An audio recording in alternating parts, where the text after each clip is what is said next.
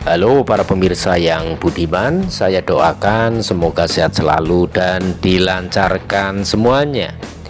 Dalam kesempatan ini admin akan membahas kejayaan Angkatan Bersenjata Republik Indonesia, di mana salah satu matra angkatan bersenjatanya yaitu AURI atau Angkatan Udara Republik Indonesia pada saat itu didominasi pesawat dari Uni Soviet, terutama yang sangat mencolok dengan dimilikinya salah satu jenis pesawat dari Uni Soviet, antara lain pesawat pembom Tupolev Tu-16 yang sangat canggih di kelasnya saat itu. Dirancang oleh Andrei Nikolayevich Tupolev 1888-1972. Tu-16 adalah salah satu pembom strategis utama Uni Soviet dan melakukan penerbangan perdananya pada tahun 1952. Dari monoplan sayap tengah lebih dari 2000 dibuat dengan dua mesin turbojet yang menggerakkannya. Kecepatan tertingginya adalah 652 mph atau setara dengan 1050 km per jam pada 19.700 kaki atau 6.000 meter. Langit-langitnya sekitar 49.200 kaki atau 15.000 meter, dan jangkauannya dengan muatan bom standar adalah 4.475 mil atau 7.200 km. Tupolev Tu-16 memiliki 6 atau 7 meriam 23 mm yang dipasang di hidung dan ekornya dan dapat menampung 6 orang awak. Ia mampu membawa bom hingga 19.800 pon atau 9.000 kg. Republik Rakyat Tiongkok, Mesir, dan Irak diberikan akses ke Tu-16 dan termasuk Indonesia. Pesawat tersebut yang digunakan oleh pasukan pembom Soviet. Pesawat Tupolev lainnya di layanan Soviet dan kemudian independen di Rusia termasuk pembom Tu-95 dan Tu-142, pesawat tempur Tu-28B atau Tu-128, dan pembom bumerang Tu-22M atau juga dikenal sebagai Tu-26. Pesawat angkut supersonik pertama dalam sejarah adalah Tu-144 yang diuji pada tahun 1969 dan mulai diproduksi pada tahun 1971. Tetapi admin akan berfokus pada alutsista yang dimiliki Indonesia saat itu. Salah satunya pesawat Tupolev Tu-16 merupakan komponen penting dari persenjataan pertahanan Indonesia pada tahun 1960-an ketika Angkatan Udara Indonesia mengalami kejayaan yang tiada tara. Salah satu pesawat pembom strategis yang keberadaannya cukup disegani di dunia saat itu adalah pesawat pembom Soviet ini. Mengapa demikian? Menjadi yang pertama dari jenisnya dan merupakan perangkat keras pertahanan yang modern dan berteknologi tinggi. Tupolev Tu-16 adalah pesawat yang sangat populer dan ditakuti musuh di seluruh dunia. Sejarah mengungkap bahwa hanya dua negara, Amerika Serikat dengan pesawat pengebom B-58 Hustler dan Inggris dengan pesawat pengebom 5 yang mengoperasikan pesawat pengebom serupa di luar Uni Soviet adalah AURI, sekarang dikenal dengan nama TNI Angkatan Udara, memperoleh banyak pengaruh yang kuat di kancah internasional, khususnya di kalangan Angkatan Udara negara berkembang lainnya, ketika Indonesia menjadi salah satu negara pengoperasi pesawat udara dan pembom.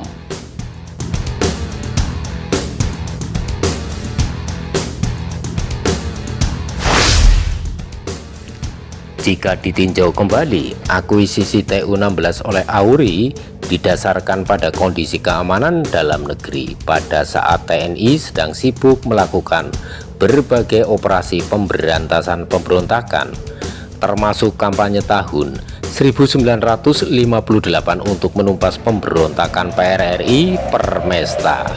Dari situ, AURI menetapkan bahwa Indonesia membutuhkan kekuatan penyerangan jarak jauh, mengingat letak geografisnya yang merupakan negara kepulauan.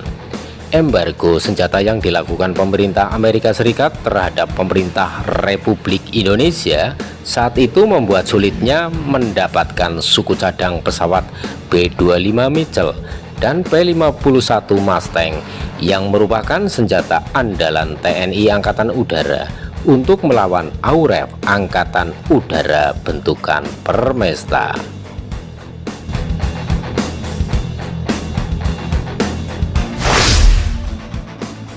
Dalam majalah Angkasa edisi Oktober 2022, TNI Angkatan Udara mengungkap pada 1 Juli 1961, Komodor Udara Cok Suroso Hurib yang mengemudikan pesawat TU-16B pertama bernomor ekor M1601 melakukan pendaratan perdana di Kemayoran.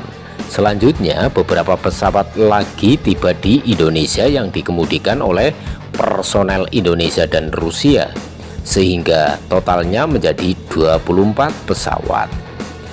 12 pesawat TU-16B Badger A termasuk 2 versi TU-16R Badger E dan 12 pesawat TU-16KS-1 Badger B menjadi armada TU-16 Indonesia pada tahun 1960-an. Masing-masing dari ketiganya memiliki keunggulan yang unik. Berbicara mengenai kemampuan, TU-16B khususnya memiliki kapasitas untuk mengangkut 9 ton berbagai jenis bom. Sementara itu, 2 rudal udara ke permukaan juga Channel atau Kometa Sistema dapat diluncurkan dan diangkut oleh varian TU-16KS-1. TU-16R berfungsi sebagai pesawat pengintai foto yang dapat membawa dan menggunakan berbagai jenis kamera udara. Pesawat ini diterbangkan Wings Ops 003 dari Pangkalan Udara Iswahyudi, Madiun saat masih aktif bertugas untuk negara.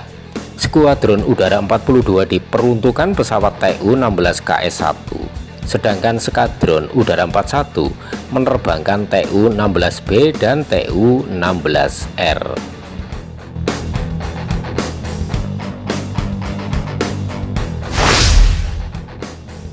Pada saat itu, Indonesia benar-benar menunjukkan kegarangannya.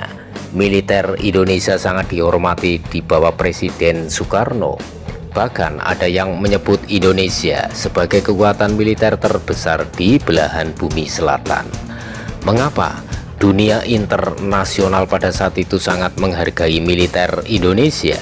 Tidak lebih dari persenjataan pertahanan Indonesia yang tangguh dan masa lalunya yang revolusioner dalam hal perang gerilya.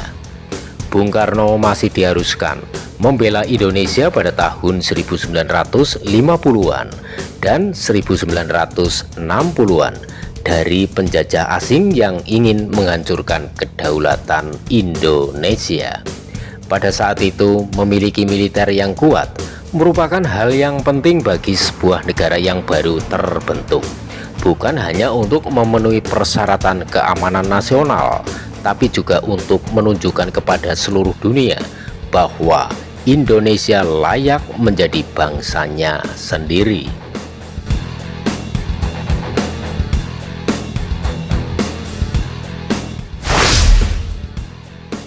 Membeli perlengkapan perang atau alutsista adalah salah satu taktik Indonesia untuk memperkuat angkatan bersenjatanya.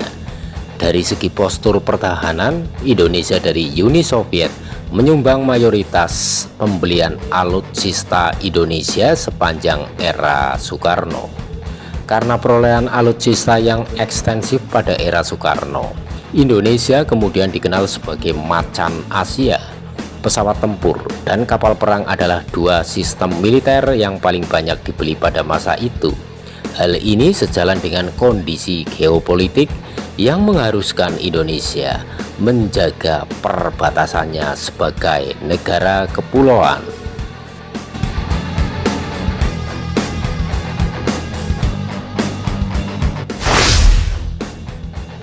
Selain itu, pelatihan angkatan bersenjata merupakan salah satu bantuan Uni Soviet kepada Indonesia. Mereka memberi Indonesia pelatihan organisasi militer dari Uni Soviet. Dunia memandang Uni Soviet pada saat itu sebagai negara yang cukup kuat. Selain pelatihan, Soviet juga membantu Indonesia dalam mengembangkan angkatan udara dan angkatan lautnya. Menurut Berdikari, Indonesia mendapat bantuan sebesar 2,5 miliar USD. Selanjutnya, Indonesia diberikan dukungan berupa 17 kapal perang untuk TNI Angkatan Laut. Selain pesawat tempur, Indonesia bahkan memiliki kelas Sverdlov, kapal perang terbesar dan tercepat yang dibangun Uni Soviet saat itu. Kapal ini memiliki 12 meriam besar dengan laras 6 inci. Selain itu, Indonesia adalah rumah bagi KRI Irian, kapal milik Soviet tahun 1962 yang diberi nama Orzonikidze 310. Kapal tersebut mampu mengangkut beban hingga 16.640 ton dan memiliki awak 1.270 orang. 60 diantaranya adalah perwira. Banyak meriam, persenjataan otomatis, dan persenjataan tabung torpedo. Semuanya ada di kapal.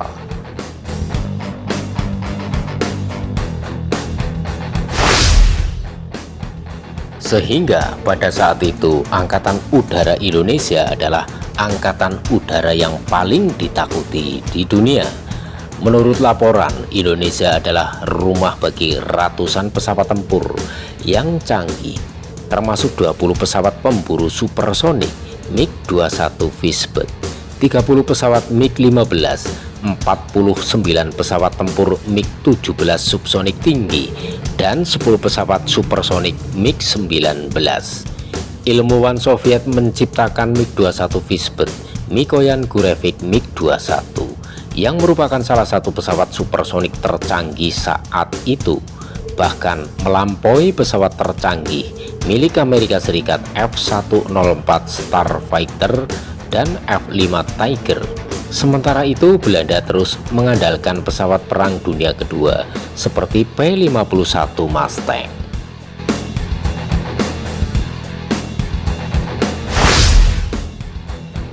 26 pesawat pembom strategis jarak jauh Tu-16 Tupolev Badger A dan B juga merupakan bagian dari armada Indonesia. Akibatnya bukan hanya Amerika, Rusia dan Inggris yang menjadi negara di dunia yang memiliki pesawat pengebom strategis, dan Indonesia adalah salah satunya. Pangkalannya dapat ditemukan di Madiun di lapangan udara Iswahyudi. Selain itu, Indonesia memiliki 2 kapal yang membawa komponen cadangan dan 12 kapal selam kelas Whiskey yang dilengkapi penembak peluru kendali. Setelah Soekarno lengser, semuanya pensiun dan salah satunya dijadikan museum di Surabaya.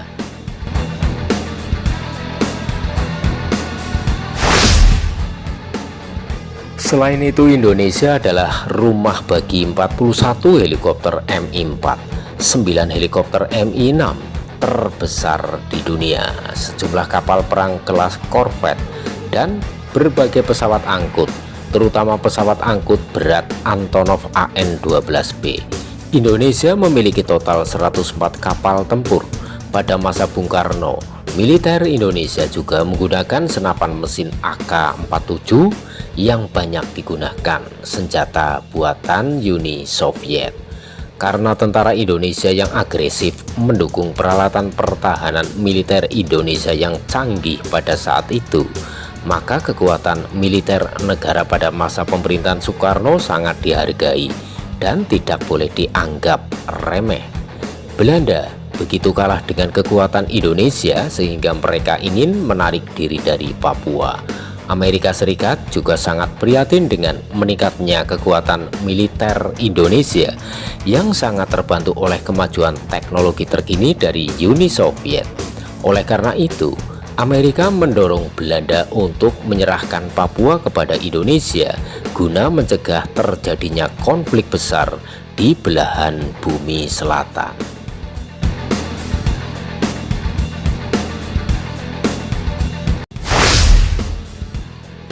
Namun tentara tidak akan ada gunanya sekuat apapun jika tidak dimotivasi oleh semangat dan patriotisme. Pedang dan semangat adalah dua kekuatan di dunia ini, kata Napoleon Bonaparte yang terkenal. Demikian para pemirsa yang budiman, menakar kekuatan militer Indonesia di masa lampau. Apabila ada saran dan kritik yang membangun, silahkan untuk memberikan komentarnya pada kolom komentar yang telah disediakan. Terima kasih telah menonton videonya sampai selesai, semoga bermanfaat bagi Anda.